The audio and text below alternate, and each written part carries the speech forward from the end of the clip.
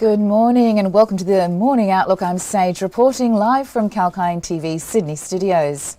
And the Aussie shares recovered from this morning's losses to finish higher for a second day, and the ASX 200 rose 0.3% to reach 7,296.9, thanks mainly to gains from materials.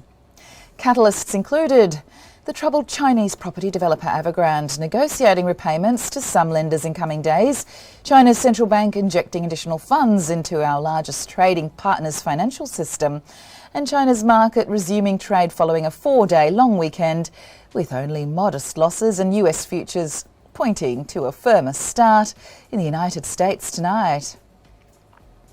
And major iron ore miners Fortescue Metals, BHP and Rio Tinto all bounced back strongly on Wednesday, but remain some of the hardest hit companies so far in September. The reason for their recent declines has been the iron ore price, which has now tumbled by approximately $140 or close to 60% from May's record high. One of the main reasons for iron ore's declines has been China implementing steel production restrictions in a bid to reduce pollution ahead of February's Winter Olympics, and the steel-making industry accounts for approximately 15% of China's carbon emissions. Keep in mind that iron ore price has more than doubled over the 12 months to June, leading to record profits and dividends from the major producers.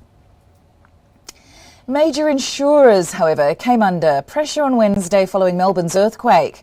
IAG fell by 3%, while Queensland-based Suncorp slipped by a less aggressive 2%. 𝐊𝐴 finished 4.3% higher today and said it would enter the Indian market with a $50 million investment in Zest money. The company has around 11 million registered users in India. Building products company Adbri finished 5% lower after trading ex-dividend for its 5.5-cent payment, set to be paid to eligible investors on 6th October. Challenger IOOF, IAG, Sandfire, Sonic, Reckon, Suncorp, Aurizon and Endeavour all paid investors dividends today. �XM Connect made its ASX debut today, holding on to an 8% gain all afternoon, and �XM is a technology company that connects various devices like water and gas meters over the internet. Computershare founder Mr. Chris Morris announced his intention to not stand for re-election at the November AGM and will retire as a director effective the end of that meeting. As expected, the Bank of Japan kept the deposit rate at negative 0.1%, reiterated no limits to government bond purchases, and that it will not hesitate to take additional easing actions if necessary. There were 6.3 billion shares traded on Wednesday, worth $7.8 billion. 814 stocks rose, 620 fell, and 405 finished unchanged. And tonight, all eyes will be on the Federal Reserve as it wraps up a 2-day monthly meeting on policy at 4 a.m. Australian Eastern Standard Time. And while the market expects no change in policy settings, the focus will be on updated economic forecasts together with comments on the Fed's tapering plans to reduce the bond buying. And the US Federal Reserve left its target range for the federal funds rate unchanged at 0 to 0.25%. The chair, Jerome Powell, said that the central bank could begin tapering asset purchases, in his own words, as soon as the next meeting and complete the process by mid-2022. In the US economic data, existing home sales fell by 2% to an annualised 5.88 million in August. And the European share markets rose on Wednesday, with the Pan-European Stock 600 index up by 1% after the debt-laden developer China Evergrande said it would make some interest payments. And Evergrande's Frankfurt-listed shares jumped 40.7%. The German DAX index lifted 1% and the UK FTSE index jumped 1.5%. In London's trade, the shares in Rio Tinto and BHP both lifted.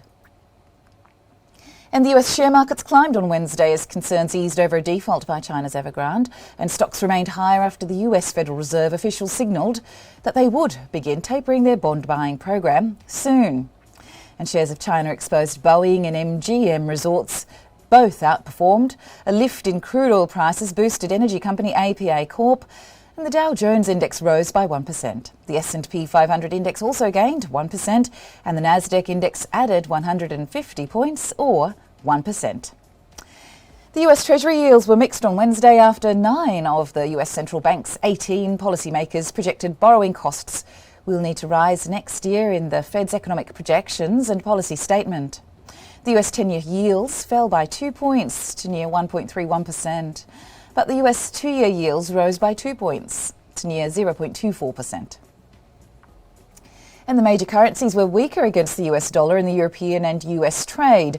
The euro was near US 1.1690 at the US close, and the Aussie dollar eased from highs near US $72.91 and was near 72 US dollars 40 cents at the US close, and the Japanese yen fell near 109 yen and 80 cents at the US close. And the global oil prices lifted 2.5% on Wednesday. The US crude inventories last week fell by 3.5 million barrels to 414 million barrels, the lowest since October 2018. And according to the US Energy Information Administration, the Brent crude price rose by US $1.83 or 2.5% to reach US $76.19 a barrel. And the US NYMEX crude price added US $1.74 or 2.5% up to $72.23 a barrel. The base metal prices were mostly higher on Wednesday as China's central bank moved to calm investor worries over a debt crisis at property developer China Evergrande Group. Tin surged 4.5%, copper lifted 3.6%, aluminium rose as well 3.4%, but lead fell 0.4%. Gold futures price rose by US 60 cents an ounce, or less than 0.1%, and that was to $1,778 80 cents an ounce.